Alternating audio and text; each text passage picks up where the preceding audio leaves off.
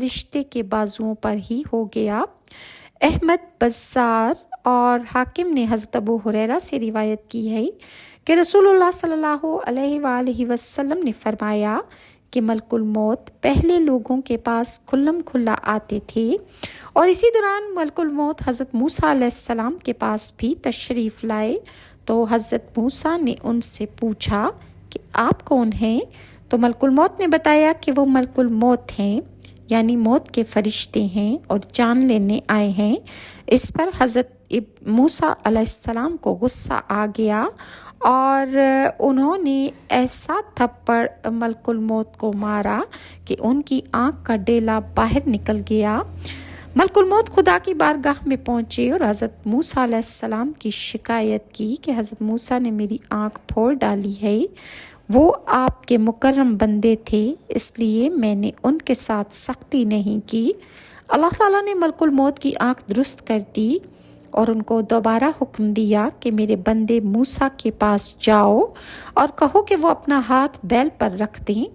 جب وہ اپنا ہاتھ بیل پر رکھیں گے تو جتنے بال ان کے ہاتھ کے نیچے بیل کے آئیں گے اتنے سال ان کی عمر بڑھا دی جائے گی، اور یعنی ہر بال کے عوض 1 سال کے حساب سے عمر میں اضافہ کر دیا جائے گا۔ ملک الموت نے جب یہ پیغام جا کر حضرت موسیٰ علیہ السلام سے کہا کہ اللہ تعالیٰ نے آپ کو یہ پیغام دیا ہے، تو حضرت موسیٰ نے سوال کیا کہ جب میں بیل پہ ہاتھ رکھوں گا اور 1 سال کے اس کے 1 بال کے بدلے 1 سال میری عمر میں اضافہ ہو جائے گا تو اس کے بعد میرے ساتھ کیا ہوگا؟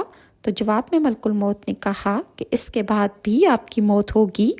اس پر حضرت موسیٰ نے کہا کہ ابھی میری روح قبض کر لو۔ چنانچہ ملک الموت نے حضرت موسیٰ علیہ السلام کو سونگھا تو حضرت موسیٰ علیہ السلام کی موت واقع ہو گئی۔ اس روز سے ملک الموت اب چھپ کر آتے ہیں، اور یہ بھی واضح ہو گیا کہ نبی علیہ السلام کا احترام بھی واجب ہے کہ ملک الموت ان سے اعلیٰ نہیں۔ یہ سبق حضرت موسیٰ نے دیا۔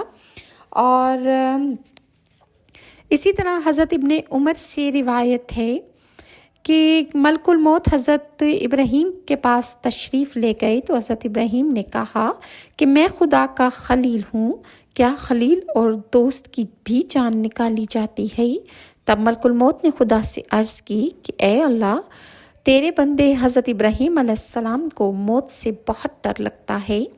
اس پر اللہ تعالیٰ نے فرمایا کہ ان سے کہہ دو کہ دوستوں سے ملے ہوئے زیادہ عرصہ گزر جائے تو ملاقات کا شوق ہوتا ہے، خدا تعالیٰ آپ سے ملاقات کا مشتاق ہے۔